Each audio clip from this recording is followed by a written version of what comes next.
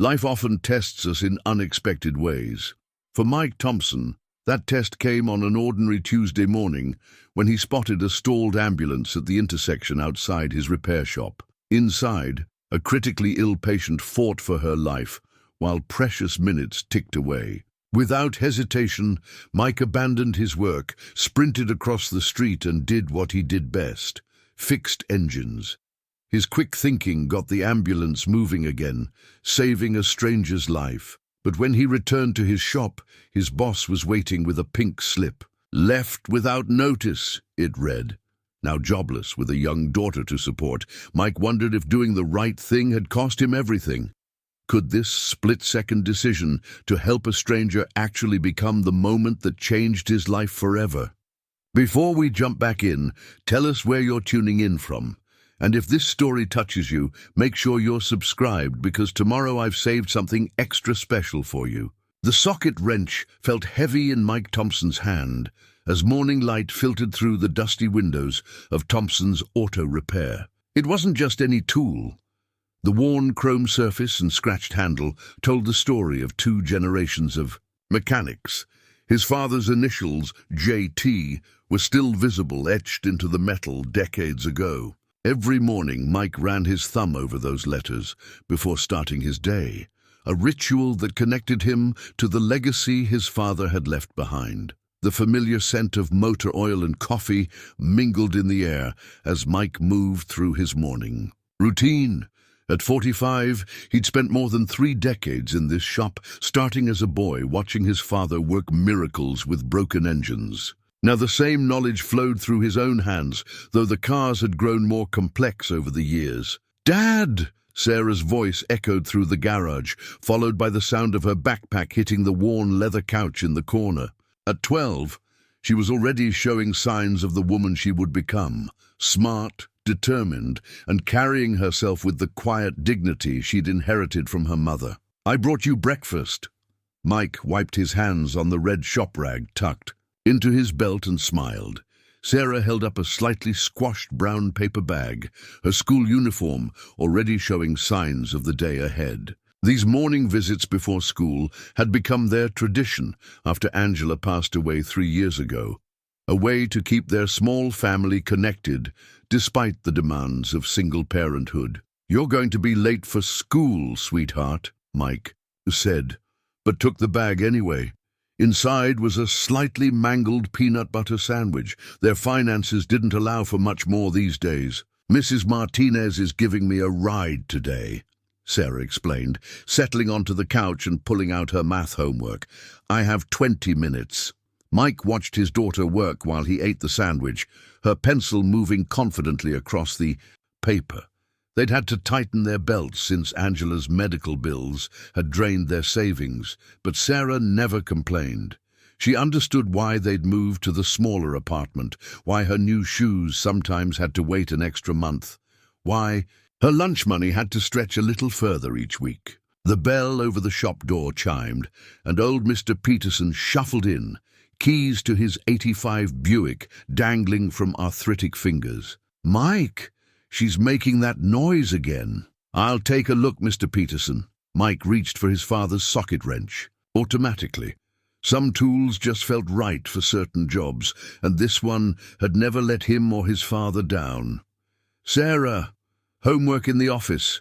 Mr. Peterson and I need to discuss his lady's ailments." Sarah gathered her books with practiced efficiency, pausing to give Mr. Peterson a quick hug before disappearing into the small office. The old man's eyes crinkled with affection. He'd been bringing his cars to Thompson's since before Sarah was born. "That girl's growing like a weed," Mr. Peterson observed, settling into his usual waiting chair. "Just like her grandmother. God rest her soul. Your father would be proud, Mike, of both of you." Mike nodded, throat tight, as he popped the Buick's hood. His father had taught him more than just mechanics.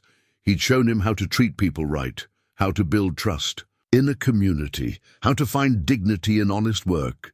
The socket wrench caught the morning light as Mike began his inspection, its worn surface reflecting decades of service, just like the Thompson name in this town. The morning stretched ahead, filled with the familiar rhythm of machinery and conversation, of careful repairs and grateful customers. It wasn't a wealthy life, but it was an honest one. Mike Thompson might not have much in his bank account, but he had his daughter's love, his father's tools, and the respect of people who knew that when they brought their cars to Thompson's, they'd be treated right. Little did he know that this ordinary Tuesday morning would test everything his father had taught him about doing the right thing, no matter the cost. Steam rose from the chipped ceramic mug on Mike's workbench, the faded "World's Best Dad" lettering barely visible after years of daily use. Sarah had given it to him on Father's Day when she was 7, saving her lunch money for weeks to buy it from the school gift shop. These days, it served as more than just a coffee cup. It was a reminder of why he kept going, even when the bills piled up and the work grew heavy. The morning crowd had begun filtering in, each bringing their own stories along with their automotive troubles. Jenny Martinez's ancient Toyota needed its weekly coaxing to keep running. Mike knew she couldn't afford a new car on a teacher's salary, so he'd been nursing the old sedan along with careful repairs and creative solutions. He'd worked out a system where she could pay in installments, something his father had always done, for folks who needed a helping hand. "How's our girl doing in class?" Mike asked as he topped off his coffee, the familiar aroma filling the garage. Jenny smiled, grading papers while she waited. "Sarah's one of my best students. She has a real gift for mathematics. You should consider the advanced placement program for next year." Mike's chest swelled with pride, even as his stomach tightened. Advanced placement meant additional fees, supplies, special calculators. Expenses that would stretch their already thin budget even further. But he'd figure something out. He always did. The morning progressed with its familiar rhythm. Tom Baker's pickup needed new brake pads. Mrs. Wilson's Volvo had a mysterious rattle that turned out to be her grandson's toy car lodged under the seat.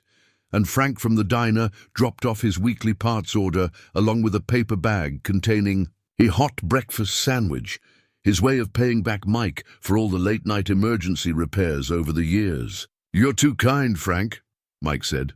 But the diner owner waved him off. "Kindness comes back around, Mike. Your daddy taught me that back when I was just starting out and my delivery van broke down. Never forgot how he worked through the night. To get me back on the road wouldn't take a dime extra for the rush job." Mike savored the sandwich during a brief lull, washing it down with coffee from his special mug. The morning sun had risen fully now, streaming through the high windows and highlighting the decades of history written in the worn concrete floor, the tool-lined walls, the faded photographs of cars long since retired. His phone buzzed. A text from Sarah. "Hope you ate the sandwich. Don't forget I have band practice after school. Love you." He smiled, typing back a quick reply. His daughter had inherited Angela's musical talent along with her determination. The school band had been another expense they couldn't really afford, but seeing Sarah light up when she played made it worthwhile. The clock on the wall ticked steadily toward noon as Mike finished up the Wilson's Volvo. He was just reaching for his coffee mug when he heard it, the distinct sound of an engine in distress, followed by an unusual silence. Years of experience had taught him to read engines like others read books, and this one was telling a story of serious trouble. Through the open garage door, he could see the traffic light at the intersection, where vehicles were starting to pile up behind what looked like an ambulance. Its emergency lights were on, but the siren was silent. The driver's body language, visible even from this distance, spoke of panic and uncertainty. Mike's hand froze halfway to his coffee mug, his father's voice echoing in his memory. "Son, sometimes life asks you questions you have to answer right then and there. No time to think, no time to weigh the options. That's when your character shows itself." The traffic light changed, but the ambulance didn't move. More cars began to stack up behind it. The driver jumped out, waving apologetically to the growing line of vehicles, then lifted the hood with movements that spoke of desperate helplessness. Mike's eyes fell on his father's portrait hanging near the office door, then shifted to Sarah's mug on his workbench. The next few seconds would reshape his entire world, though he didn't know it yet. All he knew was that somewhere in that ambulance, someone needed help, and he had the skills to provide it. Sometimes life's biggest moments arrive disguised as simple choices.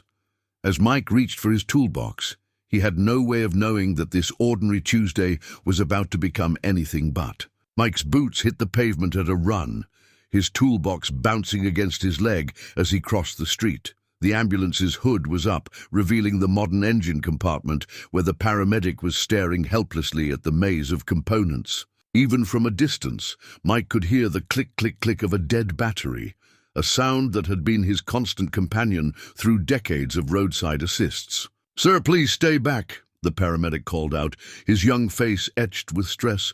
"We've got a situation here." "I'm Mike Thompson, mechanic from across the street," Mike said, already assessing the situation. "What happened before it died?" The paramedic's shoulders sagged with relief at the word mechanic. "Everything just went dead during transport. We've got a critical patient, Mrs. Reynolds, major cardiac event. We're losing precious time." Through the ambulance's side window, Mike caught a glimpse of another paramedic working steadily over an elderly woman. Medical equipment beeped with urgent rhythm, telling its own story of life hanging in the balance. Mike's hands moved with practiced efficiency, muscle memory taking over as he popped the battery housing. "Your alternator's been overcharging," he explained, eyes scanning the system. "Fried your battery and triggered the vehicle's safety shutdown. You've got maybe 2 minutes of backup power for the medical equipment." His mind was already racing through solutions, calculating risks and possibilities. The paramedic's radio crackled with questions about their status. Mike could hear the growing tension in the dispatcher's voice, the controlled urgency of the hospital staff waiting for their arrival. In the background, horns began to honk as traffic backed up further, adding to the pressure of the moment. "I've got a compatible battery in my shop," Mike said, mind made up. 2 minutes to get it, 3 to swap it in. Any longer and you'll need a full restart of the medical systems. The paramedic glanced back at his patient, then at Mike. "Do it." Mike was already running back to his shop, leaving his toolbox behind. The spare battery was on the back shelf. He'd just received it yesterday for Mrs. Wilson's Volvo, but this need was greater. As he grabbed it, his eyes fell on the employee responsibilities sign his boss had posted last week, with its clear warning about leaving the shop unattended during work hours. No time to think about that now. Back at the ambulance, Mike's hands moved with the swift precision that came from thousands of similar repairs. He talked as he worked, keeping the paramedic informed, while also helping to manage the growing crowd of onlookers. "Disconnecting main power now," he called out. "Medical equipment switching to backup. New battery going in.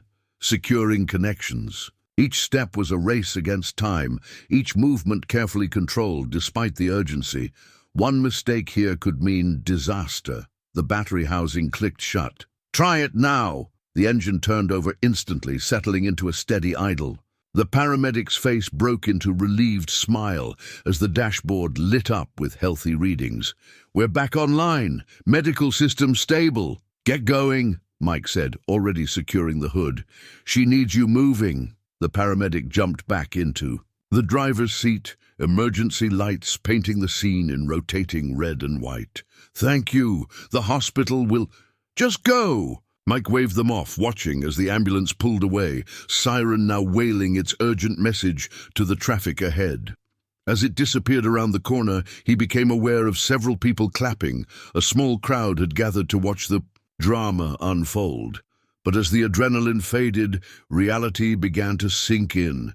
He'd left the shop unattended, used a battery meant for another customer, broken at least 3 workplace policies he could think of offhand. His boss, Dave Morgan, had been looking for reasons to modernize the shop's management for months now, pushing for stricter rules and computerized scheduling. Mike gathered his toolbox and the old battery, nodding quietly to the dispersing onlookers.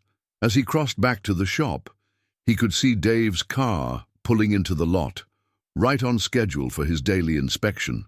The morning sun caught the dead battery in Mike's hands, its corroded terminals, telling the story of one emergency solved, even as another one loomed. Some choices seemed simple in the moment. Help someone in need, just as his father would have done, but life had a way of complicating even the simplest acts of kindness. As Mike walked back into the shop, he couldn't shake the feeling that the real test of his day was just beginning. The shop felt different when Mike stepped back inside, colder somehow, despite the warm spring morning. His eyes fell on the small frame tucked beside his toolbox, a photo of himself, Sarah, and Angela at the beach 3 summers ago. Before. The cancer diagnosis changed everything. Angela's smile seemed to reach across time, reminding him of her favorite saying, "Do what's right, and let the chips fall where they may." The chips were about to fall. Dave Morgan's footsteps echoed through the garage, his polished dress shoes incongruous against the oil-stained concrete. At 58, Dave had inherited Thompson's auto repair from Mike's father 2 years ago, after John Thompson's unexpected heart attack. The transition had marked the end of an era, from family business to corporate efficiency. Care to explain why Mrs. Wilson's Volvo is still up on the lift, and why you just gave away her battery? Dave's voice carried that particular tone, a forced calm that preceded his worst decisions. Or why the shop was completely unattended for the past 15 minutes. Mike set his toolbox down carefully, buying time to steady his voice. There was an emergency. An ambulance broke down at the light. An ambulance that wasn't our customer. Dave cut in, pulling out his phone and scrolling through what Mike recognized as the new policy manual. Section 4.3.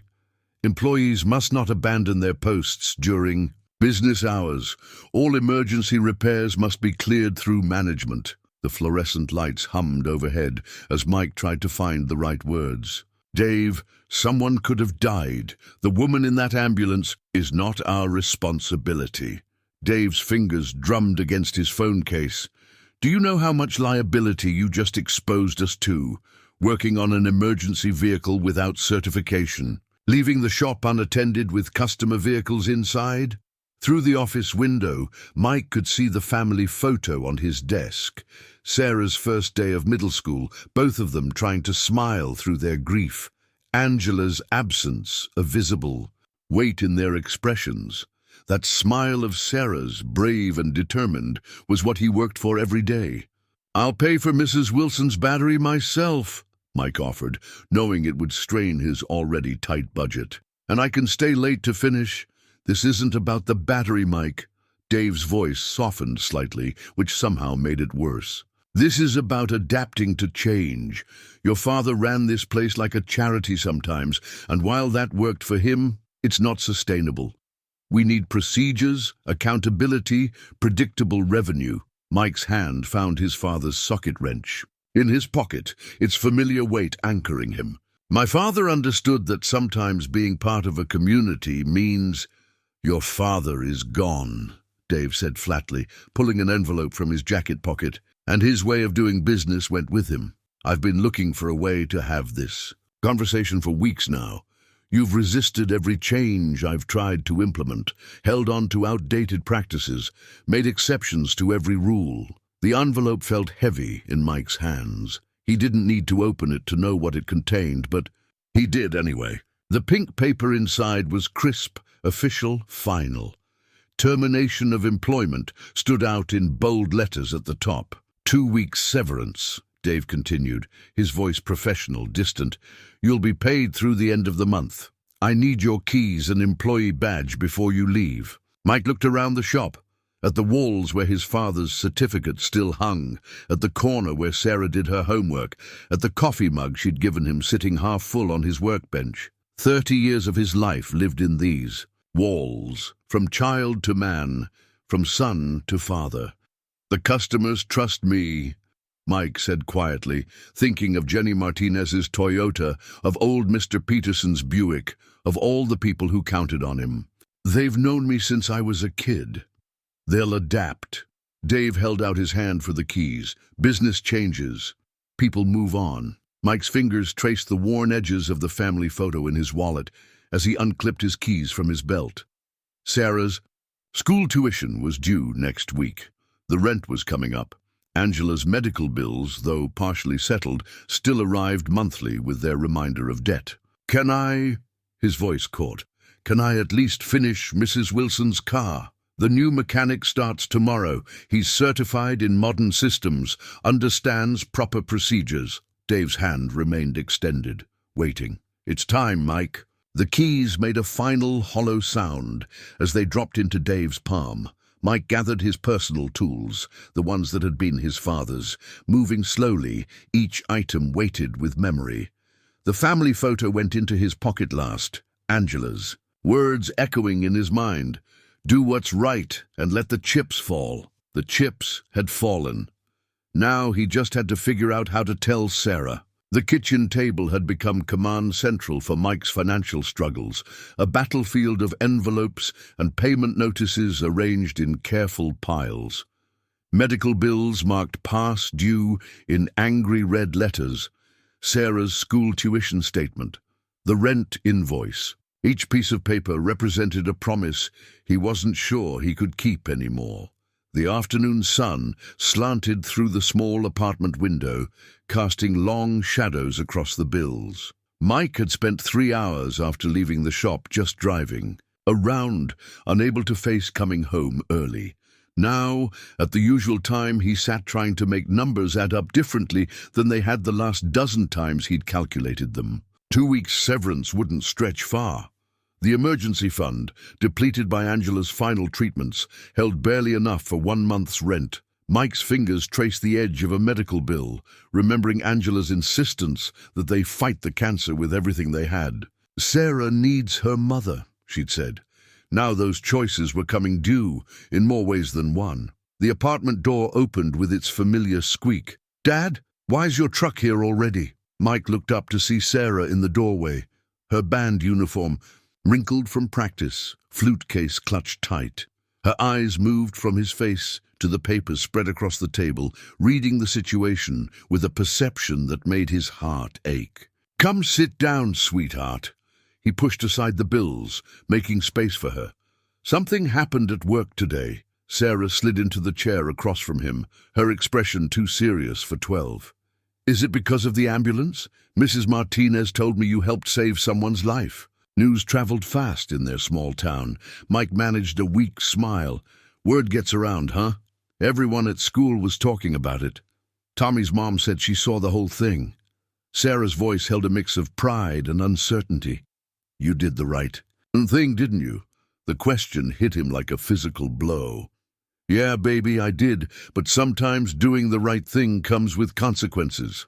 Mr. Morgan, he let me go today." Sarah's face went through a rapid series of emotions, confusion, anger, fear, before settling into something that looked far too much like her mother's determination. "But that's not fair.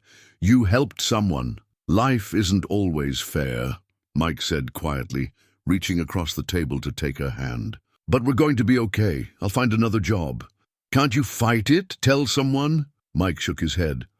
"Montana's an at-will employment state, sweetheart. Mr. Morgan doesn't need a reason to let me go." The terminology felt bitter in his mouth, legal terms he'd learned during Angela's illness, when they'd had to fight the insurance company. Sarah's eyes fell to the bills on the table. "What about my school? And Mum's bills? Hey, look at me." Mike squeezed her hand. "You let me worry about that stuff. Your job is to keep getting those good grades and playing that flute of yours. Deal?" She nodded, but her free hand moved to finger the worn edge of her band uniform. "Maybe I could take a break from band, just until—" "No." Mike's voice was firm. "Your mother loved music more than anything. She'd want you to keep playing." The mention of Angela brought tears to Sarah's eyes. She brushed them away quickly, trying to be strong. "I could get a paper route or something. Tommy's brother does it, and he's only 14. Mike stood up and walked around the table, pulling her into a hug. She smelled of brass polish and the school cafeteria's pizza day. "You're something else, you know that? But no paper routes. We're going to figure this out." Sarah's arms tightened around him. "Promise?" The bills seemed to stare at him from the table, their deadlines unmoved by promises or good intentions. The severance check would cover next month's rent, maybe part of the tuition. After that, he pushed the thought away, holding his daughter closer. "Tell you what," he said, forcing lightness into his voice.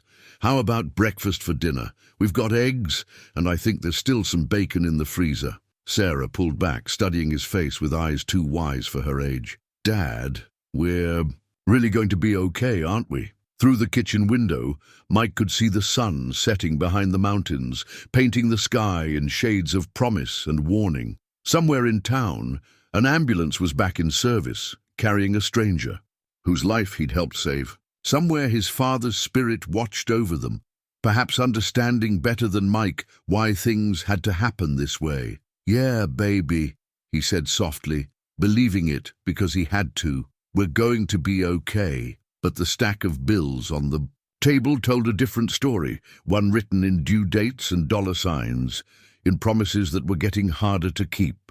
The Millbrook Gazette wasn't exactly the New York Times, but in their small Montana town, Carol Weber's weekly column carried weight. Mike stared at the morning paper on his kitchen counter, his coffee growing cold as he read the headline, "Local. Mechanic fired for saving life. Thompson's auto repair faces community backlash." Carol had always had a way with words. The article painted a vivid picture. The disabled ambulance, the critical patient, the split-second decision that saved a life and cost a job.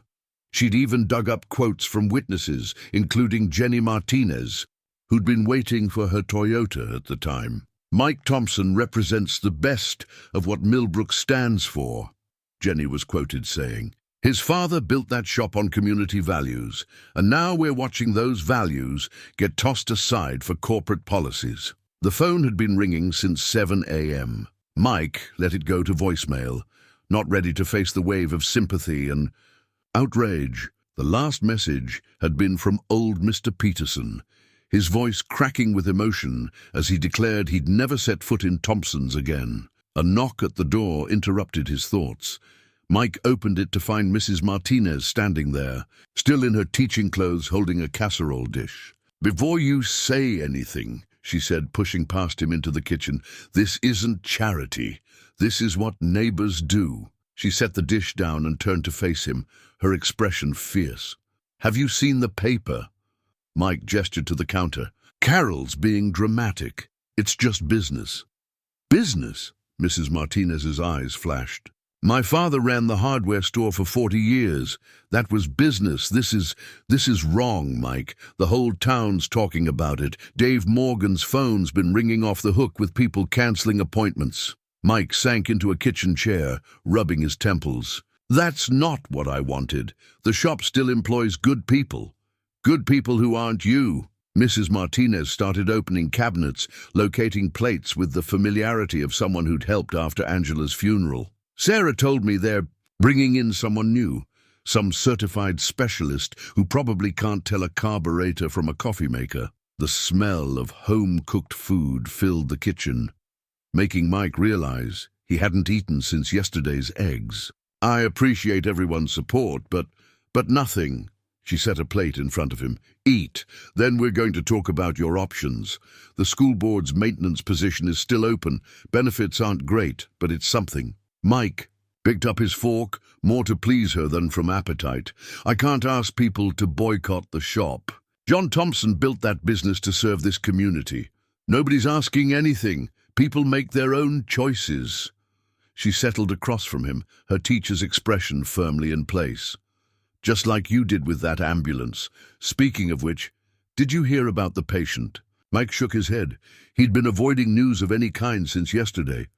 "Catherine Reynolds." Mrs. Martinez watched his face. "Mean anything to you?" The name tickled something in his memory. "Reynolds. Like the Reynolds Foundation." "The very same. Her family practically built this part of the state. The foundation funds half the charitable works in 3 counties. She paused, letting that sink in. "And thanks to you, she made it to the hospital in time." Mike pushed his food around the plate. "I didn't know who was in the ambulance. Wouldn't have mattered if I did." "That's exactly the point." Mrs. Martinez's voice softened. "You did it because it was right. not because it was profitable or politically smart. That's why people are angry, Mike. Dave Morgan just showed everyone that doing the right thing doesn't matter anymore. The newspaper sat between them on the table, Carol's words seeming to leap off the page. In an era where corporate policies increasingly override human judgment, we must ask ourselves, what kind of community do we want to be? Another knock at the door interrupted them. This time, it was Frank from the diner holding a paper bag that smelled of fresh coffee and breakfast sandwiches. "Don't start," he said before Mike could protest. "My delivery van still runs because of you. Besides," he nodded toward the newspaper, "you're going to need your strength. Half the town's planning to show up at Morgan's office this afternoon." Mike stood up. "Frank, you can't." "Already happening, son. Carol's article hit social media an hour ago. Your father had friends in every business in this valley, and they haven't forgotten what the Thompson name stands for." Mrs. Martinez squeezed Mike's shoulder as she stood to leave. "Sometimes doing the right thing has consequences, but sometimes," she smiled, "those consequences aren't what we expect." The Morning Sun caught the newspaper's headline, and Mike thought about Sarah, about his father's legacy, about a community that remembered what it meant to take care of its own. The phone rang again, and this time he reached for it. Catherine Reynolds stared at the plastic hospital bracelet encircling her wrist, its printed text swimming in and out of focus. Reynolds, Catherine M., cardiac unit. Such a simple thing, this white strip of plastic, yet it represented the thinnest of lines between life and death. Her manicured fingernail traced the printed date, 2 days ago, though she'd only regained consciousness yesterday afternoon. The private room at St. Vincent's was filled with flowers, their perfume mixing with the antiseptic hospital air. Cards from Montana's political and business elite crowded every surface, their messages blurring into a sea of well-wishes and carefully crafted concern. But it was the local newspaper spread across her lap that held her attention. "I want to meet him," she said, her voice still rough from the intubation. Her personal assistant, Margaret, looked up from her tablet. At 65, Margaret had been with the Reynolds Foundation longer than some of its board members had been alive. The mechanic, "Catherine, you need to rest. I need to understand." Catherine tapped the newspaper photo. The man in it stood in front of what appeared to be his home, his expression uncomfortable with the attention. His daughter, the article mentioned a 12-year-old named Sarah, was partially visible in the background, watching her father with worried eyes. "The paramedics filled me in," Catherine continued, adjusting her position against the pillows. "About the ambulance, about what he did, about what it cost him." Margaret sighed, recognizing the tone. It was the same one Catherine had used 30 years ago when she'd taken control of her father's foundation and transformed it from a tax write-off into a force for change in Montana. "I'll make some calls." "No." Catherine's fingers touched the hospital bracelet again. "No calls, not yet. Tell me everything you can find out about Mike Thompson first. His history, his family, his situation, everything." Over the next hour, Margaret's efficient voice painted a picture. Third-generation mechanic, widowed father, respected community figure. The story of his wife's battle with cancer emerged through medical bills and newspaper archives. His daughter's academic achievements appeared in school records and local news items. "The shop," Catherine asked. "Thompson's Auto Repair, founded by his grandfather in 1952. Sold to current owner David Morgan 2 years ago after John Thompson's death. Mike Thompson stayed on as head mechanic until—" Margaret gestured to the newspaper. Catherine closed her eyes, remembering fragments from that day. The crushing chest pain in her foundation office. The ambulance ride that had turned desperate when the engine died. The sound of voices, one calm and authoritative, talking about alternators and backup power. The difference between life and death, measured in minutes. "The foundation's fleet," she said suddenly, opening her eyes. Margaret looked up. "What about it? How many vehicles do we maintain now, for all the outreach programs, medical transport, food delivery?" 73, at last count. We've been having trouble with maintenance since Garcia retired. The new service contract with Mountain Fleet Services isn't working out. They don't understand our scheduling needs and the quality of work. Margaret trailed off, seeing the look in Catherine's eyes. Catherine, you can't be serious. Why not? Catherine shifted forward, energy returning to her voice. We need someone who understands more than just engines. Someone who knows what it means to serve a community. Someone who's proved they can make the right decision under pressure. The board serves at my pleasure, Margaret, and I'm still alive to remind them of that fact, thanks to Mike Thompson. She picked up the newspaper again, studying the photo more carefully. What does his daughter want to be? Margaret consulted her notes. Honor student, plays flute in the school band, science club president, college prospects? With those grades? Excellent. With their current financial situation? Margaret shook her head. The medical bills from his wife's treatment, they're underwater, Catherine. The job loss couldn't have come at a worse time. Catherine touched her hospital bracelet one more. Time, feeling the pulse beneath it. A pulse that continued to beat because a stranger had chosen to help without counting the cost. Her father had always told her that true character was revealed in split-second decisions.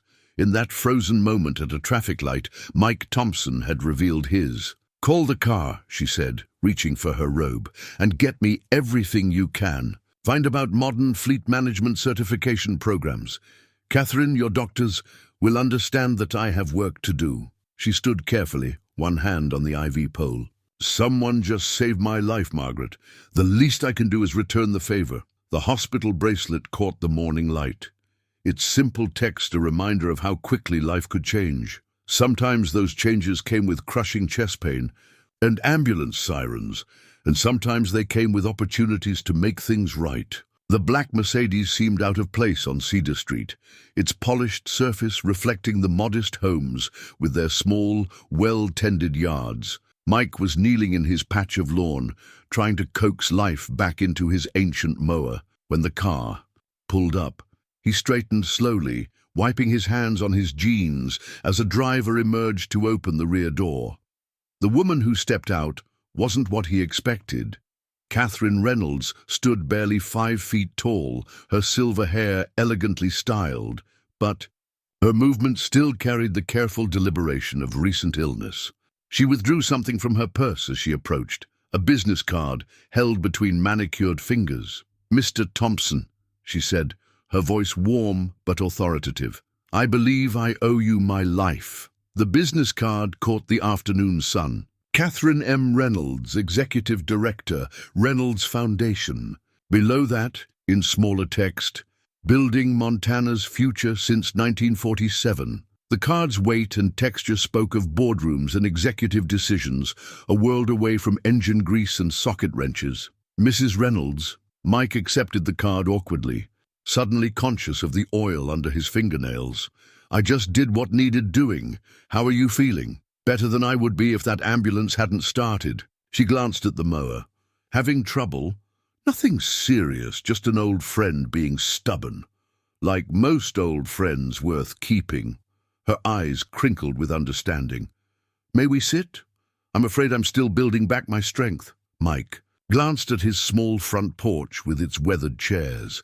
"It's not exactly the Reynolds building, but you're welcome to—" "It's perfect." She moved toward the porch with measured steps, her driver hovering discreetly nearby. As she settled into one of the chairs, Sarah appeared in the doorway, drawn by the unusual visitor. "Dad?" "Sarah, this is Mrs. Reynolds," Mike said, watching his daughter process the connection. "From the ambulance." Sarah's eyes widened. She'd inherited her mother's social grace, stepping forward with quiet confidence. "I'm glad you're okay." "Mrs. Reynolds, everyone was really worried." "Thank you, dear." Catherine's smile deepened. "I understand you're quite the musician. And a scientist, too." Sarah blushed, shooting a questioning look at her father. Catherine withdrew another business card, offering it to Sarah. "My foundation has a particular interest in young women pursuing STEM fields." "And music?" "Well, that's a personal passion of mine." Mike felt a protective instinct stir. Mrs. Reynolds, if you're here out of some sense of obligation, I'm here because I have a problem, Mr. Thompson. She turned back to him, her expression direct. One that I believe you're uniquely qualified to solve. She nodded to her driver, who retrieved a leather portfolio from the car. The Reynolds Foundation operates 73 vehicles across 3 counties. Medical transport, food delivery, emergency response. Until recently, we had a fleet manager who understood both the mechanical needs and the human element of our operation. Since his retirement, we've been struggling. Mike accepted the portfolio, its leather cool against his calloused hands. Inside lay photographs and specifications of a diverse fleet. Ambulances, delivery vans, mobile medical units. Each vehicle represented a lifeline for someone in need. We need someone who understands more than just engines, Catherine continued. Someone who knows what it means to be part of a community. Someone who makes the right decisions under pressure, regardless of corporate policies. Sarah had gone very still beside him. Mike could feel her tension, her hope, her fear of hope. The position comes with full benefits, Catherine said quietly, including educational support for dependents, and a salary that reflects both the responsibility and the value we place on experience. Mike's fingers found the business card in his pocket, tracing its embossed letters. Why me? You must have dozens of qualified applicants. Qualifications can be earned. Character has to be proven. Catherine's eyes met his. You proved yours at that traffic light, Mr. Thompson. Not by knowing how to fix an alternator, but by choosing to act when action carried a cost. The afternoon sun slanted across the porch, warming the weathered wood. From somewhere down the street came the sound of children playing, lawnmowers humming, the normal rhythm of life on Cedar Street. Mike looked at the portfolio again, seeing not just vehicles, but the people they served, the lives they touched. There would be training involved, Catherine added, certification programs, modern fleet management systems, but I believe you'll find the Foundation's approach to community service familiar. After all, she smiled, we're in the business of doing what needs doing. Sarah's hand slipped into his, squeezing gently. In his pocket, the business card seemed to warm against his fingers, a small rectangle of possibility in a world that had lately felt very short on hope. The Reynolds Foundation ID badge felt foreign against Mike's chest, its plastic surface still glossy and new. Michael Thompson, Fleet Operations Director, read the text beneath his somewhat uncomfortable photo. He'd worn a tie for the picture, his first time doing so since Angela's funeral, and the discomfort showed in his expression. The Foundation's garage complex was nothing like Thompson's auto repair. Clean concrete stretched for what seemed like acres under bright LED lighting, with neat rows of vehicles arranged by function. Medical transport vans gleamed in one section, their white paint immaculate. Mobile food bank trucks stood ready in another, their refrigeration units humming quietly. Emergency response vehicles waited in their own area, fully stocked and fueled. Quite a change from a 3-bay shop, isn't it? Mike turned to find Robert Chen, the retiring fleet manager, watching him with understanding. At 70, Robert had the careful movements of someone who'd spent a lifetime around heavy machinery, but his eyes were sharp behind his glasses. It's overwhelming, Mike admitted, touching the ID badge like a talisman. Robert chuckled. That's what I said 30 years ago. Come on, I'll show you what really matters here. They walked past the pristine vehicles to a door marked Staff Only. Inside, a group of mechanics was gathered around a coffee maker that looked like it had survived several wars. The conversation stopped as they entered, all eyes turning to Mike's new badge. So this is Catherine's miracle mechanic, said a woman in her 50s, her grey hair pulled back in a practical braid. I'm Rita Sandoval, 20 years here, specializing in refrigeration systems. One by one, the others introduced themselves. James Watson, diesel expert. Maria Chen, Robert's daughter and electrical systems specialist. Thomas Running Bear, master fabricator. Each wore their experience with the quiet confidence Mike recognized from his father's generation of craftsmen. "They're the heart of this operation," Robert said quietly. "Not the shiny trucks out there or the fancy computer systems. These people keep hope moving in 3 counties. Mike nodded, understanding. "Like my father always said, machines are simple. It's the people they serve that matter." Rita's expression softened. "John Thompson's boy, I should have known. Your father helped set up our first mobile medical unit back when this was all just Catherine's crazy dream." "He never mentioned it," Mike said, surprised. "That was John," Robert smiled. "Always doing good work, never taking credit." "Speaking of work," he gestured to a whiteboard covered in schedules and maintenance notes. "Ready to see what you're really in for?" The next hours passed in a blur of information. The Foundation's fleet wasn't just about maintaining vehicles. It was about coordinating with medical teams, food bank schedules, emergency services. Each vehicle had its own crucial role, its own demanding schedule. "The software takes care of most of the scheduling," Robert explained, pulling up complex screens on a desktop computer. "But it can't account for everything. Sometimes the food bank needs priority because there's a family waiting for dinner. Sometimes a medical transport can't wait because someone needs dialysis." Mike's hand touched his ID badge again, feeling its weight. "How do you balance it all?" "The same way you knew to help that ambulance." Robert's voice was gentle. "You listen to your gut, use your head, and remember why we're here." A commotion at the door interrupted them. Rita burst in, her usual calm demeanor ruffled. "The refrigeration unit on Food Bank 3 just failed. Full load of perishables headed for the reservation." Mike felt all eyes turn to him, testing the new fleet operations director. His fingers traced the edge of his ID badge as he thought about families waiting for food they desperately needed. This wasn't just about fixing a mechanical problem. It was about keeping a promise to a community. "What's our backup unit status?" he asked, surprising himself with the steadiness in his voice. "Food Bank 5 is down for scheduled maintenance," Maria answered. "Food Bank 4 is on the other side of the county." Mike's mind raced through options, remembering countless emergency repairs at his father's shop. "Rita, you said you specialize in refrigeration. Can you grab your tools and meet me at Unit 3? James, I saw a parts van in Bay 12. Is it operational?" James nodded. "Fully stocked." "Good. Get it ready to roll. Maria, can you pull up the route details and see if we can arrange any temporary cold storage along the way, just in case?" The team sprang into action, their movements coordinated by years of practice. As Mike hurried toward the disabled food bank truck, he caught Robert nodding in approval. The ID badge bounced slightly against his chest as he walked.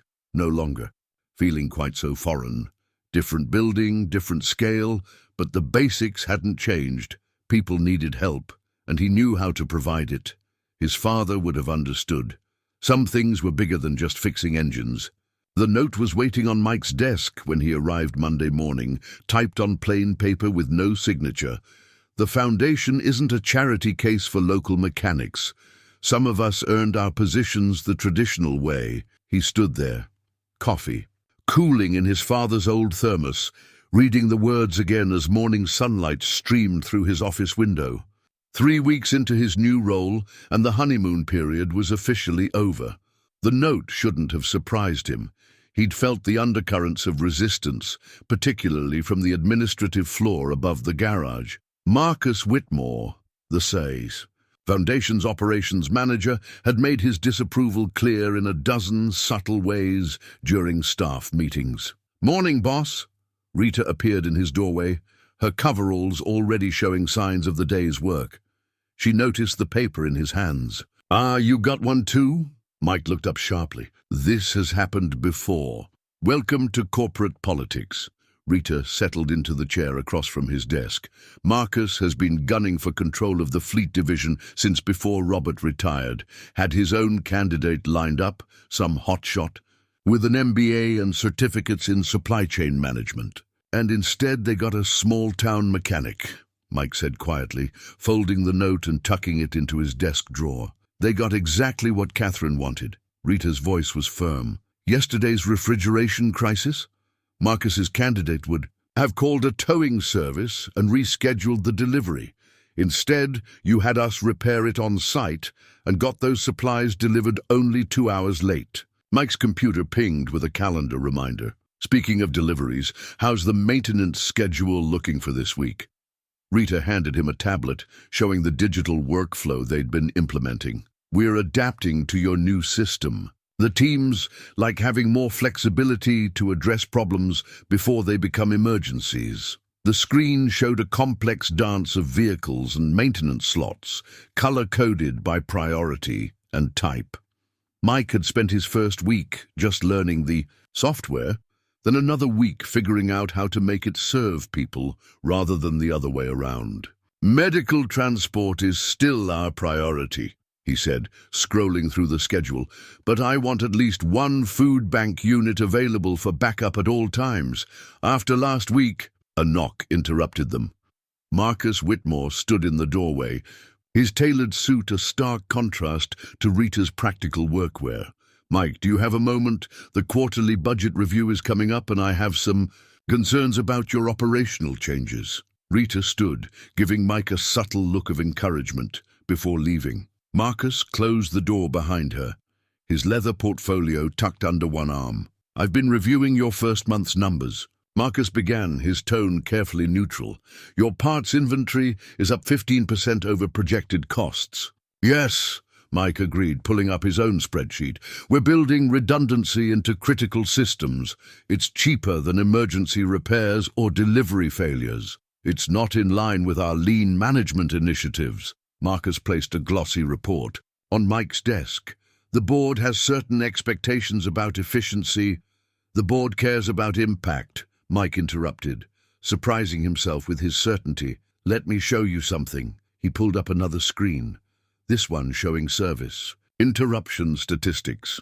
Last quarter, under the lean system, we had 23 delivery failures. Each one meant someone didn't get their medicine, their food, their ride to dialysis.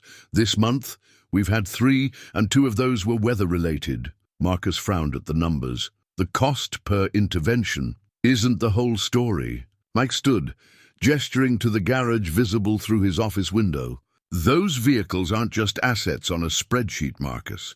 They're lifelines. When they fail, real people suffer. That's an emotional argument, not a business one. Then let's talk business. Mike pulled out the maintenance logs he'd been building. Every emergency repair costs us triple what preventive maintenance does. Every missed delivery damages our reputation and effectiveness. The Foundation's mission isn't to run lean, it's to serve people reliably. Marcus's expression tightened.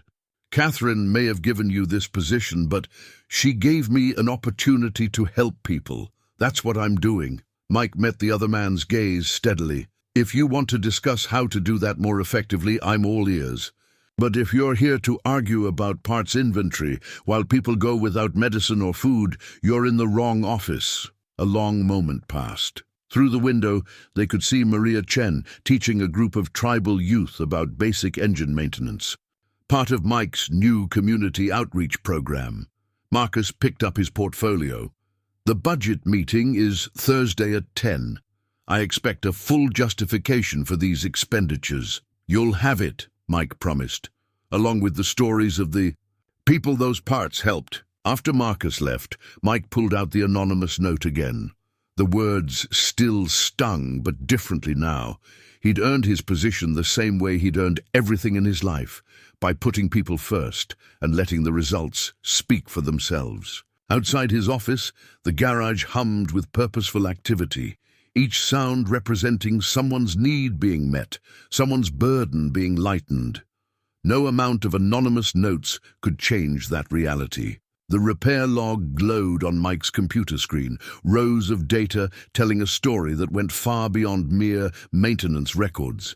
He'd spent weeks developing this system, combining old-school mechanical wisdom with modern tracking software. Each entry contained not just what was fixed, but why it mattered. Replace timing belt on medical transport 7. enabled Mrs. Chen to make all dialysis appointments this month.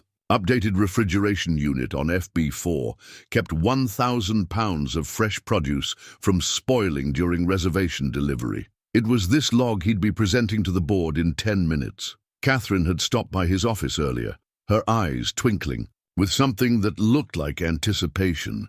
"Ready for the budget review?" she'd asked. "As ready as I'll ever be," Mike had replied, straightening his tie, a new one Sarah had helped him pick out last weekend. "Just tell them what they need to hear, not what they expect to hear." With that cryptic advice, she'd left him to his preparations. Now, standing outside the boardroom's heavy oak doors, Mike took a deep breath. The repair log was his evidence, his justification, his story to tell. Sarah's words from breakfast echoed in his memory. "Show them what you showed me, Dad, that fixing things isn't just about machines." He pushed open the doors. The boardroom was all polished wood and leather chairs, with massive windows overlooking the Montana landscape. Marcus sat at Catherine's right hand, his expression carefully neutral.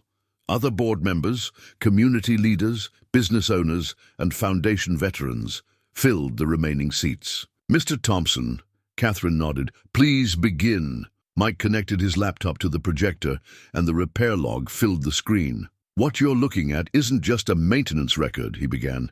"It's a map of our impact in the community." He clicked through to his first example. 2 months ago, under the previous system, this vehicle would have been scheduled for replacement. A photo of Medical Transport 7 appeared. Cost analysis said it was more efficient to buy new than to keep repairing. But here's what the numbers didn't show. Another click revealed a photo of an elderly woman with a warm smile. "This is Margaret Chen, no relation to our Maria, just one of the 1,000 people who depend on our medical transport program. She needs dialysis 3 times a week, lives 30 miles from the nearest center. Our vehicle is her lifeline." Mike scrolled through the repair log. "Instead of replacing the vehicle, we implemented a predictive maintenance program. Costs dropped 60%. More importantly, Mrs. Chen hasn't missed a single appointment." For the next 20 minutes, Mike walked them through case after case where understanding the human story had led to better technical solutions. The tribal youth maintenance training program that had cut repair times in remote areas. The mobile repair unit that kept food bank deliveries on schedule. The new parts inventory system that anticipated needs before they became emergencies. "Yes, our parts inventory is up 15%. He acknowledged, meeting Marcus's gaze. "But our service interruptions are down 80%. Emergency repair costs have dropped by half. And most importantly," he pulled up his final slide, "not a single person has gone without medicine, food, or medical transport due to vehicle failure in the past month." Silence filled the boardroom. Catherine's smile had grown progressively wider during his presentation. Even Marcus looked thoughtful. "The numbers are impressive," one board member said, "but what about sustainability? Can we maintain this level of service?" Mike pulled up one last entry from his repair log. "This is from yesterday. One of our food bank trucks broke down in Wolf Point. Instead of calling a tow and cancelling delivery, our newly trained local maintenance team had it running in an hour. The cost? Parts and labor came to less than a quarter of what we used to spend on towing alone." He closed his laptop. "My father taught me that every repair has 2 parts, fixing what's broken and making sure it stays fixed. That's what we're building here. A sustainable system that serves people first and spreadsheets second." Catherine cleared her throat. "Thank you, Mr. Thompson. Marcus, I believe you had some concerns about the budget." Marcus shuffled his papers, then set them down. "Actually, I'd like to propose we expand the maintenance training program to the reservations. The cost-benefit analysis, given these numbers, is compelling." The tension in the room dissolved. Board members began asking questions about implementing similar programs in their areas. Through it all, Mike's repair log remained on screen, each entry a testament to the difference between fixing machines and helping people. After the meeting, Catherine caught him in the hallway. "You didn't just show them numbers," she said. "You showed them the heart of what we do." Mike thought about his father's old saying, "A good mechanic fixes more than engines." The repair log had proved it, entry by entry, story by story. Sometimes the best innovations weren't about technology at all. They were about remembering why the work mattered in the first place. The letter arrived on a Tuesday, exactly 3 months after the day Mike had fixed the ambulance. It was handwritten on cream-colored stationery, the kind his mother had always called proper paper. The return address belonged to Peter Reynolds, Catherine's son. "Dear Mr. Thompson, my mother has told me many times about the man who saved her life that morning, but words feel insufficient. I was in London when she had her heart attack, and every day I thank God that you were there when I couldn't be. Because of your split-second decision, I got to hear my mother's voice again, to see her smile, to have more time. I wonder if you know how many lives you touched that day, not just my mother's, but our entire families.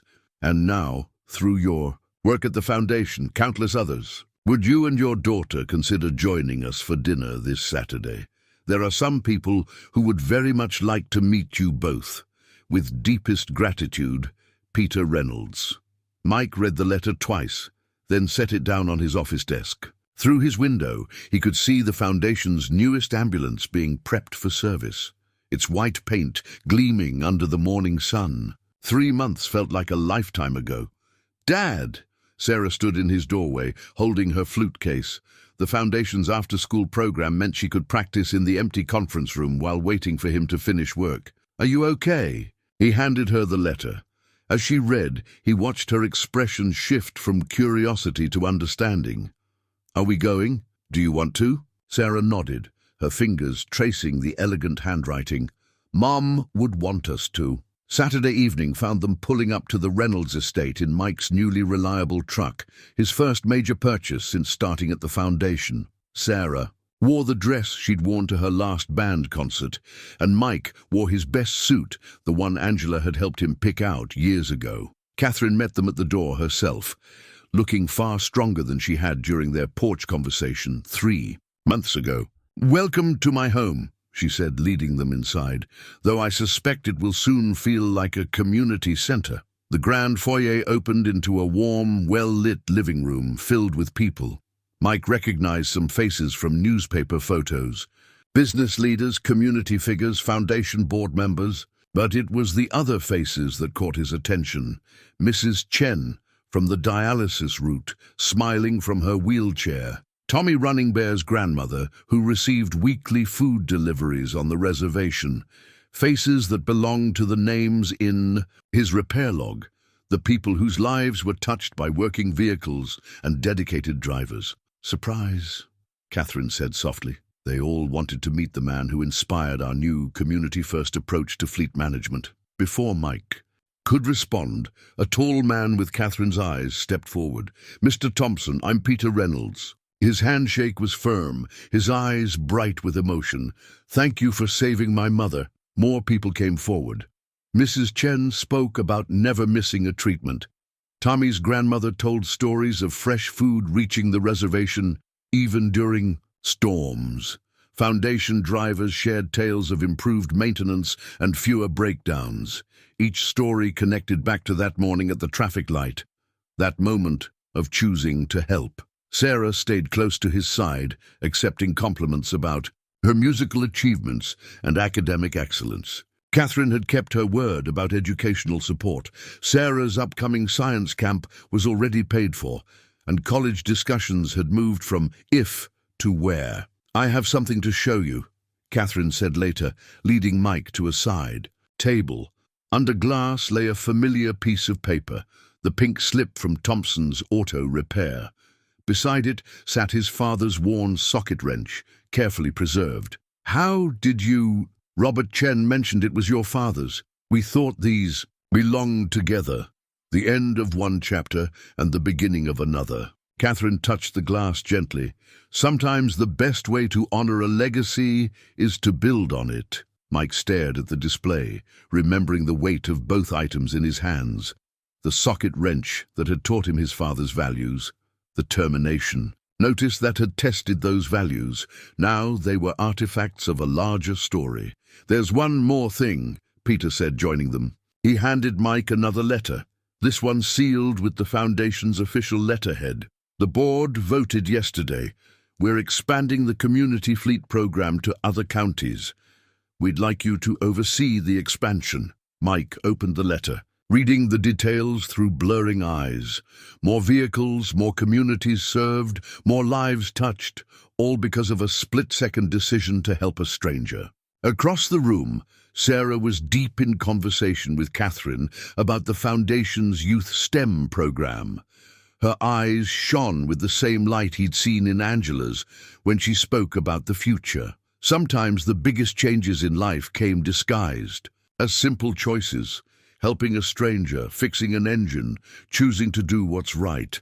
The thank you letter in his pocket seemed to warm against his heart, a reminder that every act of kindness created ripples that touched unknown shores. The blueprint spread across Mike's office wall like a vision of the future, its clean lines and careful annotations mapping out more than just fleet improvements. "Community Integration Plan," read the title, with subtitles detailing mobile training, centers, satellite repair stations, and apprenticeship programs. Each element represented a piece of the puzzle he'd been assembling since that first day at the Foundation. "It's ambitious," Marcus said, studying the plans with newfound respect. The past few months had transformed their initial antagonism into a cautious partnership, but the numbers support it. Every community-based repair station has cut response times by 60%. Mike traced the route lines connecting remote communities. "It's not just about response times, it's about empowerment.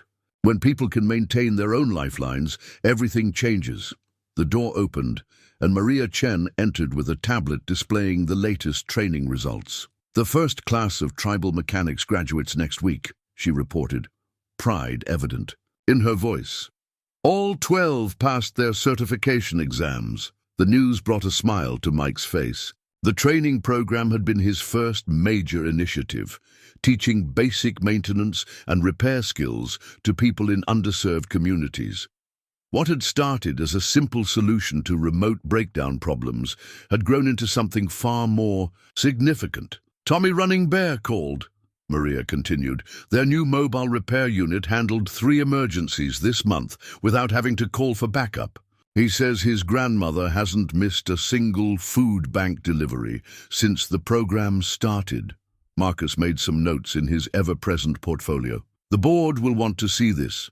Community-based maintenance is showing better returns than our most optimistic projections." Mike turned to the next section of the blueprint, where detailed drawings showed the design for their new mobile training units, converted buses equipped with tools, diagnostic equipment, and classroom space. The idea had come from watching Sarah study in his office after school, remembering how his own father had taught him by combining theory with hands-on practice. "Catherine's stopping by later," Marcus mentioned. "She's bringing some visitors from the State Healthcare Coalition. They're interested in adapting our model for their rural medical transport program." The blueprint had started as a simple maintenance schedule, but like everything at the Foundation, it had grown to encompass the human element. Each technical improvement was matched with a community component. Every efficiency gain translated into more people served, more lives improved. "Did you see today's paper?" Maria held up her tablet, showing an article about the Foundation's latest initiative. The photo showed one of their mobile training units parked on the reservation. Local youth gathered around an engine display. The headline read, "Reynolds, Foundation revolutionizes rural services through community empowerment." Mike remembered his father's words about teaching fishing rather than giving fish. The blueprint represented that philosophy scaled up, not just fixing vehicles, but teaching communities to maintain their own lifelines. A knock at the door preceded Catherine's entrance. She moved more confidently now, fully recovered from her heart attack. Behind her came several official-looking visitors in business attire. "Mike," she smiled, These are the people I told you about from the Healthcare Coalition. They're very interested in your community integration model. As Mike began explaining the blueprint, he noticed Sarah slipping into the office. She'd started spending more time at the foundation after school, not just practicing her flute, but helping Maria with the youth science program they'd developed alongside the maintenance training. The key, Mike told the visitors, is understanding that every vehicle represents a promise to someone. When we teach communities to maintain their own vehicles, we're really teaching them to keep those promises themselves. The healthcare officials moved closer to the blueprint, asking questions about implementation and costs. Mike watched Sarah, studying the plans from her corner, her expression thoughtful. She'd inherited her mother's analytical mind, along with her compassion. "Dad," she said during a break in the conversation, "what if we added a mobile science lab component to the training units? We could combine STEM education with practical skills." The visitors turned to her with interest, and Mike felt a surge of pride. His daughter wasn't just watching the foundation's work, she was helping shape its future. Catherine caught his eye across the room, her smile knowing. They'd come a long way from that morning at the traffic light. The blueprint on the wall wasn't just a maintenance plan anymore. It was a roadmap to community transformation, one vehicle, one lesson, one life at a time. As the afternoon sun slanted through his office window, Mike added Sarah's suggestion to the blueprint. Sometimes the best innovations came from seeing old problems through new eyes. His father had taught him about engines, but Sarah was teaching him about possibilities. The partnership agreement sat unopened on Catherine's antique desk, its thick envelope bearing the foundation's embossed seal. Late afternoon sunlight streamed through the wall-length windows of her office, catching the gold lettering that spelled out Mike's name. "Before you open it," Catherine said, settling into her chair with the grace of someone fully recovered from illness, "I want you to understand what brought us here." Mike sat across from her, acutely aware of his work boots and the lingering trace of engine oil under his fingernails. 6 months had passed since that morning at the traffic light, but sometimes the distance between his old life and new still caught him by surprise. "The foundation is changing," Catherine continued. "What you've built with the fleet program, it's become more than just maintaining vehicles. You've created a model for community empowerment that's drawing attention from across the country." She gestured to a wall of framed newspaper articles. The newest one featured a group of tribal youth graduating from their maintenance program, tools in hand, futures brightening. "When I hired you, some people thought I was just repaying a debt. They didn't understand that what I saw that morning wasn't just mechanical skill. It was vision." Mike thought about the envelope, about what it might contain. "Catherine, I'm just trying to do what makes sense, what my father would have done, just on a larger scale." "Exactly." She smiled. "John Thompson understood something that most business schools never teach, that true service creates ripples we can't predict. When he helped me test our first mobile medical unit 30 years ago, neither of us imagined where it would lead." She pushed the envelope across the desk. "Open it." The partnership agreement was printed on heavy paper, legal language laying out a future Mike had never imagined. As he read, his hands began to shake slightly. "This is, we want you to become a full partner in the foundation." Catherine finished, "with specific oversight of our new community enhancement division. The fleet program would be just the beginning." Mike continued reading, his mind racing. The agreement outlined resources, authority and responsibility far beyond his current role. "But I don't have the educational background for this level of—" "You have something better," Catherine interrupted. "You have proof. Every community where we've implemented your programs has shown remarkable improvements. Not just in vehicle maintenance, but in employment, education, and community engagement." She stood, moving to the window. Below, they could see one of the mobile training units preparing for deployment, its fresh paint bearing the foundation's logo alongside the words "Building Community Through Service." The board voted unanimously, she added. Even Marcus championed your appointment.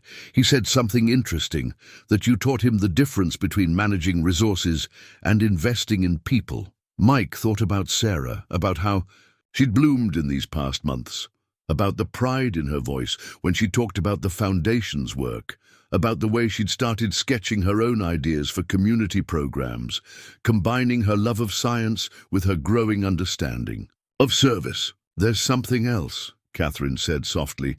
The agreement includes a full college scholarship for Sarah, any school she chooses, when she's ready. Mike's throat tightened. Angela had dreamed of their daughter going to college, had made him promise to find a way.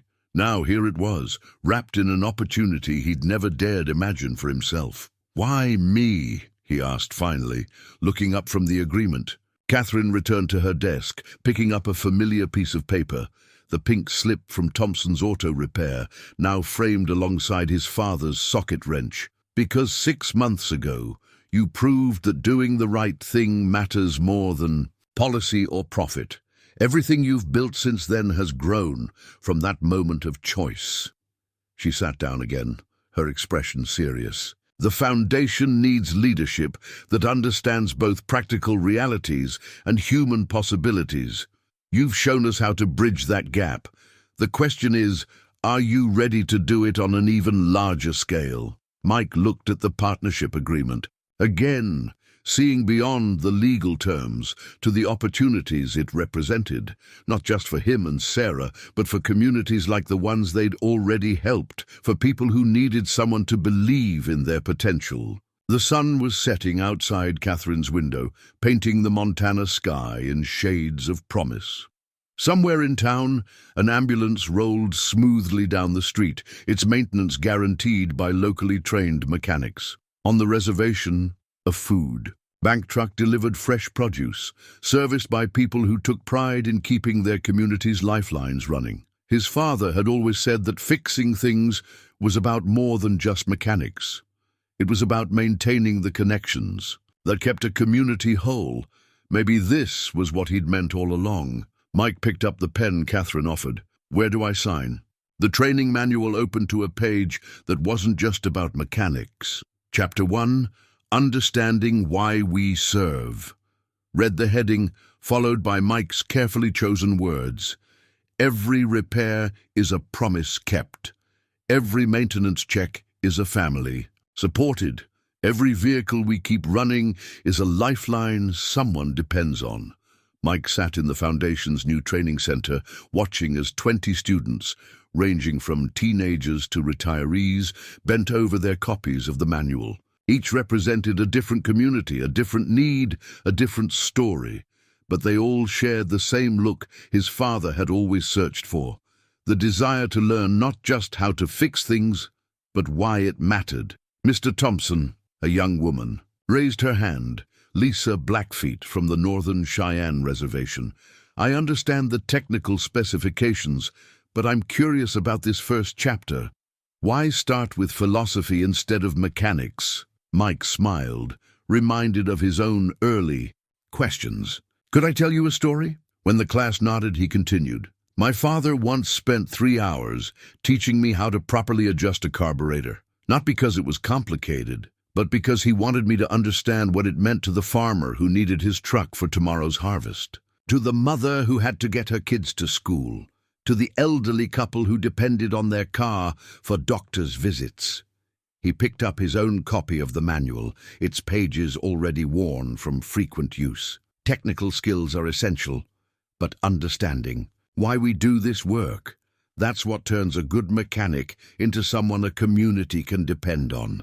The training center hummed with the sound of modern diagnostic equipment, but the walls were lined with photographs, community celebrations, graduation ceremonies, families standing proud next to newly certified mechanics. Among them hung a black and white photo of John Thompson teaching a young Mike how to use that old socket wrench. Sarah slipped into the room, carrying a stack of the science curriculum she'd helped develop. At 14, she'd become an integral part of the program, combining STEM education with practical applications. The students smiled in greeting. Many had children her age who attended her weekend science workshops. Today's lesson is about more than vehicles, Mike continued, walking between the workbenches. It's about building something that lasts. Each of you will return to your communities with these skills. You'll teach others. You'll keep vital services running. But most importantly, you'll understand why every repair, every maintenance check, every vehicle matters. He gestured to the practice engines arranged around the room, each deliberately chosen to match what these students would encounter in their own communities. These aren't just machines. They're someone's dialysis appointment, someone's food delivery, someone's emergency response. The manual contained all the technical information they needed: specifications, procedures, troubleshooting guides. But between the technical passages were stories, real examples of how maintained vehicles had changed lives. Testimonials from communities where local mechanics had made the difference between access and isolation. Mr. Thompson, another hand, went up. James Running Wolf, a grandfather who'd worked on cars all his life but never had formal training. This reminds me of how our elders taught, not just the what, but the why, the connection to community. Mike nodded. That's exactly right. We're not just training mechanics.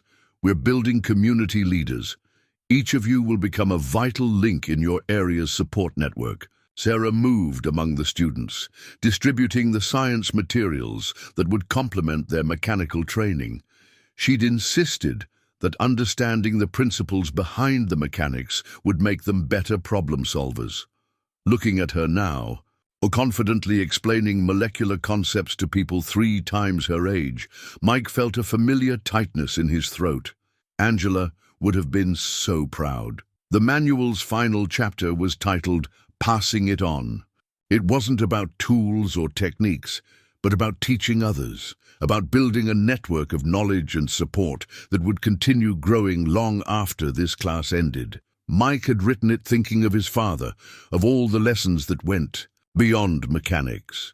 Next week, he announced, you'll each start mentoring a younger student from your community, because this program isn't just about what you learn, it's about what you share. The afternoon sun slanted through the training center's windows, catching the chrome of tools and the eager faces of students. In each of them, Mike saw the same spark his father had nurtured in him. The understanding that fixing engines was really about serving people. The manual in his hands represented more than just technical knowledge. It was a bridge between past and future, between individual skills and community needs. Each page carried forward his father's legacy while building something new, a network of service that would keep growing, keep adapting, keep serving. The Foundation Award caught the evening light, its crystal surface reflecting the faces of hundreds gathered in the community center. For outstanding service and community impact, read the engraving, with Mike's name below. But it was the smaller text that meant the most to him, in the spirit of John Thompson's legacy. The celebration marked 1 year since that morning at the traffic light, though it felt like a lifetime ago. The community center buzzed with energy, Foundation staff mingling with local residents, program graduates proudly wearing their certification. Pins, families whose lives had been touched by the changes of the past year. Catherine stood at the podium, her voice strong and clear. 1 year ago, a split-second decision changed not just my life, but the lives of countless others. We're here today not just to celebrate Mike Thompson's contributions to the Foundation, but to recognize how one act of kindness can transform an entire community. Mike sat between Sarah and Maria Chen, watching as a slideshow played behind. Catherine. Images flashed across the screen. The first class of certified community mechanics graduating. Mobile training units deployed across the state. Young students gathered around science demonstrations. Elderly residents receiving reliable medical transport. In 12 months, Catherine continued, our community-based maintenance program has trained over 200 local mechanics. Emergency response times in rural areas have been cut by 70%. Not a single food bank delivery has been missed due to vehicle failure. But numbers don't tell the whole story. She gestured to the side of the stage, where Mrs. Chen sat in her wheelchair, Tommy Running Bear's grandmother beside her. These are the stories that matter. The dialysis patients who never miss an appointment, the children who never go hungry because food bank trucks always run, the emergency calls that always get answered. Sarah squeezed Mike's hand as Catherine lifted the Crystal Award. But perhaps the most remarkable story is how this program has inspired the next generation. The screen showed Sarah teaching a science class to young students, explaining how engines worked using principles of physics and chemistry. Another image showed her working alongside Maria, developing curriculum that combined technical training with STEM education. Mike Thompson didn't just create a maintenance program, Catherine smiled. He showed us that true service creates ripples we can't predict. His daughter Sarah's STEM initiative is now being adopted by schools across the state. Our mobile training units don't just teach mechanics. They inspire future scientists, engineers, and community leaders. Mike felt his throat tighten as Catherine called him to the stage. Standing at the podium, looking out at the gathered faces, he saw his father's legacy transformed and multiplied. The award felt warm in his hands, like the old socket wrench that had started his journey. My father taught me that fixing things was about more than mechanics, he began. It was about maintaining the connections that keep a community strong. This award belongs to everyone in this room, to every student who took a chance on learning, every community that opened its doors to our program, every person who believed that we could do more together than apart. He glanced at Sarah, seeing Angela's determination shining in her eyes. Someone once told me that doing the right thing has consequences. They were right, but sometimes those consequences are beyond anything we could imagine. The celebration continued into the evening. Mike watched as program graduates shared stories with new students, as foundation staff and community members planned future initiatives, as Sarah explained her latest science program ideas to an attentive group of educators. Marcus approached, holding a tablet with the latest program statistics. The state legislature is interested in funding expansions to other counties, he said. They're calling it the Thompson model of community enhancement. Mike shook his head, still uncomfortable with the recognition. It's not about me. It's about what happens when we trust communities to take care of their own. That's exactly why it works, Catherine said, joining them. She nodded toward where Mrs. Chen was talking, with a group of new medical transport drivers, sharing her perspective as both a patient and program advocate. You didn't just fix vehicles, you fixed the way we think about community service. The award caught the last rays of sunset through the windows, sending prismatic lights across the room. In its crystal faces, Mike could see reflections of the past year, the challenges, the victories, the lives changed. But more importantly, he could see the future taking shape in the conversations around him, in the plans being made, in the connections being forged. His father had taught him that every repair was a promise kept. Looking around the celebration, Mike saw those promises multiplying, extending far beyond anything he could have imagined that morning at the traffic light. The award wasn't just recognition of the past, it was a beacon lighting the way forward. The keys to the new shop lay gleaming on Mike's desk, not yet marked by use or time. Through his office window at the foundation, he could see the building across the street. A perfect fusion of modern facility and old-school service center. Thompson Community Technical Center read the sign, with a Reynolds Foundation partnership beneath. Ready for the tour? Sarah asked from the doorway. At 15 now, she carried herself with the quiet confidence of someone who knew her place in the world. Her school backpack was covered with science club pins and mathematical formulas, a reflection of the path she was forging. Mike picked up the keys, their weight familiar yet different from the old shop keys he'd surrendered that fateful day. Let's do it. They crossed the street together, where Catherine and a small group waited. The morning sun caught the buildings, Clean lines, large windows, modern equipment visible inside, and something that made Mike's heart catch. His father's original Thompson's Auto Repair sign, restored and mounted beside the entrance. "We found it in storage at the old shop," Catherine explained, watching his expression. "Seemed fitting for it to come home." The keys slid into the lock with satisfying precision. Inside, the facility represented everything they'd learned over the past year. One section housed state-of-the-art diagnostic equipment and repair bays. Another contained classroom space, where Sarah's STEM programs would run alongside technical training. A community meeting room occupied the front, already set up for tomorrow's first class of local students. "It's more than just a repair shop," Mike said, running his hand along a workbench. "It's everything my father dreamed of, everything we've built at the foundation, all in one place." "It's the future," Catherine corrected gently. "The foundation's board has approved funding for 10 more centers like this across the state.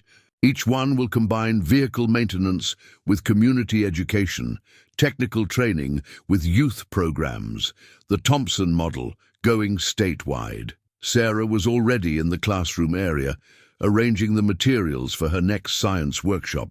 Through the connecting window, Mike could see the repair bay, where experienced mechanics would soon be mentoring new students. The whole design emphasized connection between people, between skills, between generations. "We've come full circle," Catherine said, touching the old Thompson sign. "From your father teaching you about more than just engines, to you teaching us about more than just maintenance.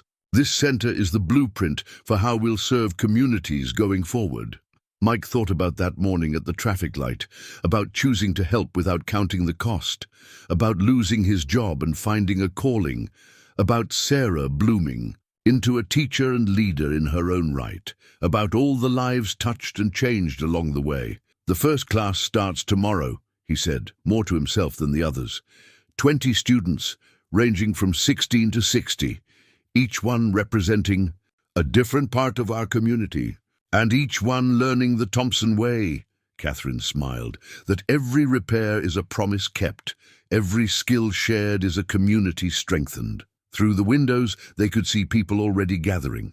Curious neighbors, prospective students, familiar faces from the foundation. The center would never be just a building, like the old shop. Like the foundation itself, it would be a place where lives intersected and futures took shape. Sarah returned to his side, her eyes bright, with plans and possibilities. "Dad, I've been thinking about expanding the science program. What if we added a robotics component, mixed traditional mechanics with new technology?" Mike wrapped an arm around her shoulders, feeling the future pulse with potential. "Your mother would be so proud of you," he said softly, "of who you're becoming, of how you're helping others." The keys in his hand caught the morning light, throwing bright reflections across the walls. They represented more than just access to a building. They were a symbol of trust, of legacy, of promise. His father had trusted him with the skills to fix engines. The foundation had trusted him with the resources to fix communities. Now it was his turn to trust the next generation with building something even greater. "Well," Catherine said, checking her watch, "I believe you have a staff meeting to prepare for. First day as director and all." Mike took one last look around the center, at the blend of old and new, at the spaces designed for learning and connection, at Sarah, already deep in discussion with the center's lead instructor about curriculum. Integration. The keys felt right in his hand, like they'd been waiting for this moment. Sometimes the biggest changes in life came disguised as simple choices. A mechanic choosing to help an ambulance. A daughter choosing to carry forward her father's legacy while blazing her own trail. A community choosing to believe in the power of working together. Mike slipped the keys into his pocket, their weight settling next to his father's old socket. Wrench, past and future, perfectly balanced. It was time to get to work.